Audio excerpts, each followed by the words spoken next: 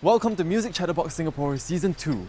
My name is Aiden and I'll be your host as we explore 8 unique instruments from different cultures. This season, we are going around Singapore on an adventure, and in the final episode, we'll witness the coming together of all 8 instruments for an exciting, exceptional performance and V-style. So, let's hang on tight. This is Music Chatterbox Singapore Season 2.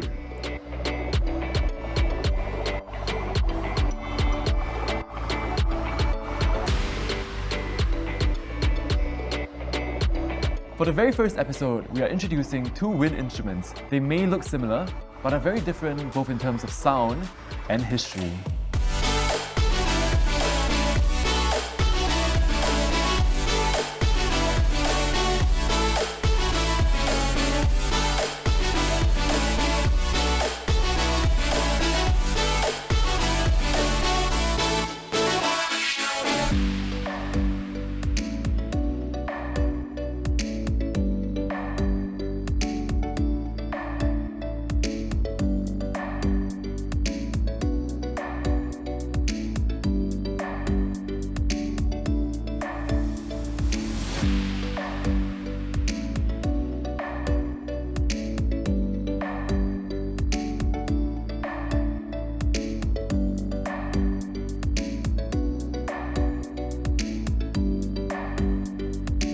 Right now, we're at the Indian Heritage Centre with 2 talented musicians, Sarah and Surabhi. Let's welcome them to the show.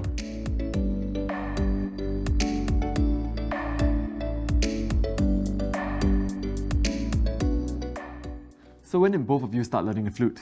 I started learning when I was 7. And I started learning when I was 5. So both of you must be very experienced. How has that journey been? I started playing in primary school in my CCA, and then after that I joined NAFA School of Young Talents, and subsequently I took music in the O-levels, and currently I'm playing with the SNYCO.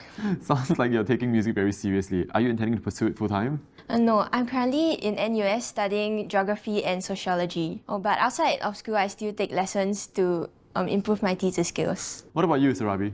My story is slightly different because there wasn't really many extracurricular activities encouraging playing the Indian flute. So luckily I have music classes outside which have given me numerous opportunities to perform around Singapore. So for instance, last year I performed at the Kalautsavam, which is Esplanade's Indian Music Festival. And every year I perform during the Navaratri festival at different temples around Singapore. That's very interesting. Sarah, what about the Dizi? I think the Dizi is very bright, colourful and very expressive. So here I have with me the Bangdi. It is the smaller and also the northern flute. So this Dizi is higher pitched compared to my other flutes, and yeah, it's generally the brighter tone Dizi. Let's have a listen.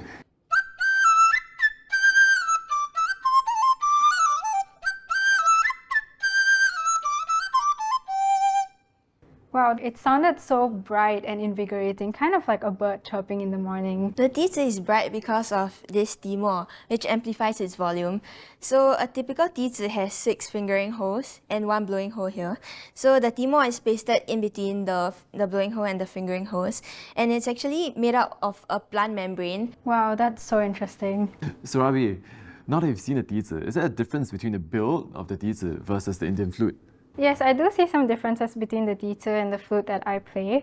For the Dizi, it seems like there is no closed end, but for the Bansuri, there is a closed end. So this is the Bansuri, and it is the North Indian flute. And as you can see here, there is a closed end, which you cannot find in the Dizi. So the reason why this occurs is because the bamboo normally has notes.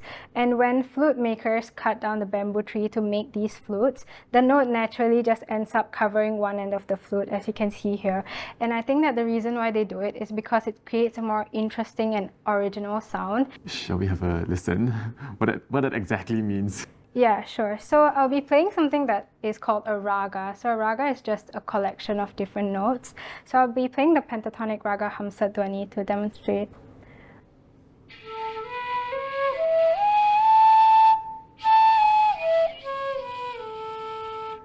That's a very interesting sound. When it comes to Indian music, it is taught orally, and you just have to learn it like that. Is that the case for you? Yes, that is quite a typical practice. So normally our music teacher will either sing it to us or just read out the notes, but normally it's singing, and we have to just emulate what they're playing on the instrument. Isn't that very difficult?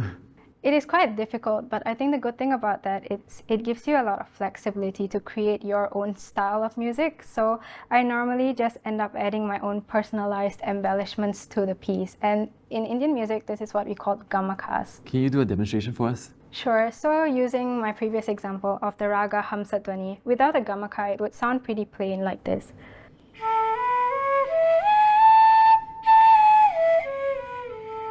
But with that embellishment, that gamaka, it sounds like this.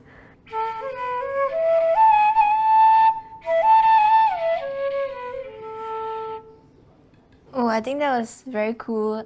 I usually only look at my scores and just play almost accordingly, and I don't really get a lot of space to use my imagination and play something very different from the score. Thank you to both of you for the demonstration. So we've established that you're both very proficient in your instruments. Now, for this season, we have a special game that would test both your skills and understanding of your instrument. Shall we take a look at the rules? Okay. Over here. Each player will pick a ball from the box, and depending on its color, you will be tested on your skills and understanding of your instruments. What are we waiting for? Let's play. Let's start. Okay, I'll need to change to my treaty. Oh, sure. So this is the treaty. It's the southern flute. It's the bigger and more mellow sounding flute. Let's hear it.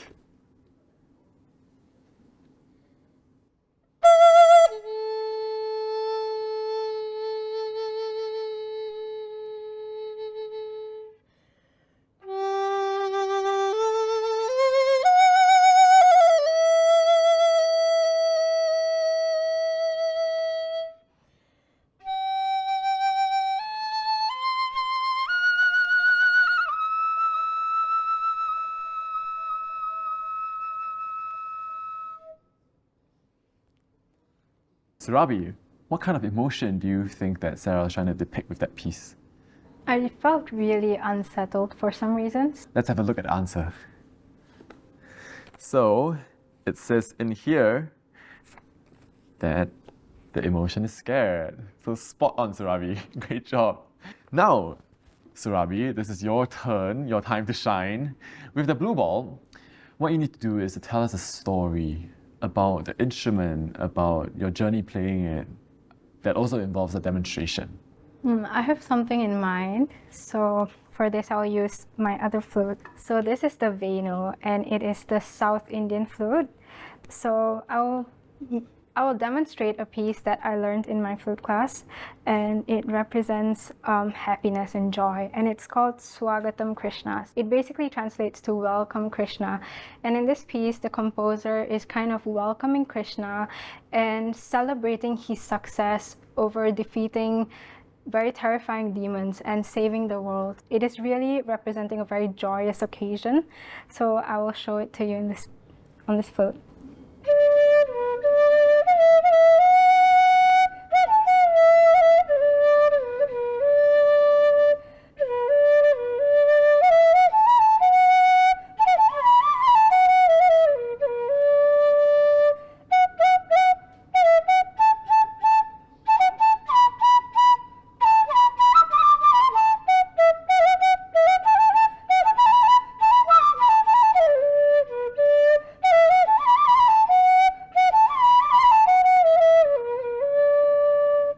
Oh, I think that sounded it really sounded mythical. Very cool. I definitely could feel the joy and festive energy that's being conveyed by that piece. Well, thank you so much, both of you, for sharing. And I'm so glad that we had this for our very first episode. Are both of you ready to perform your duet together? Yes. Well, I'm super excited because I can't wait for these two beautiful instruments to come together musically. Shall we? Let's go.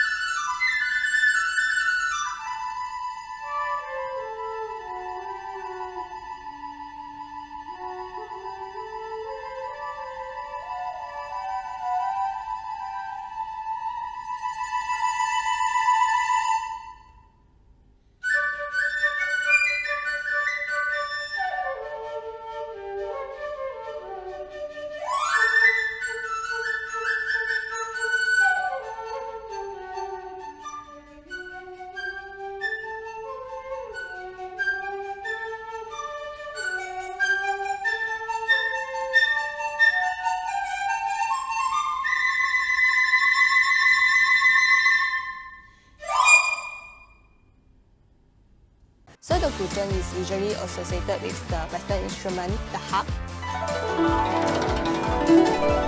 An interesting feature about the veena is the top is like a dragon head.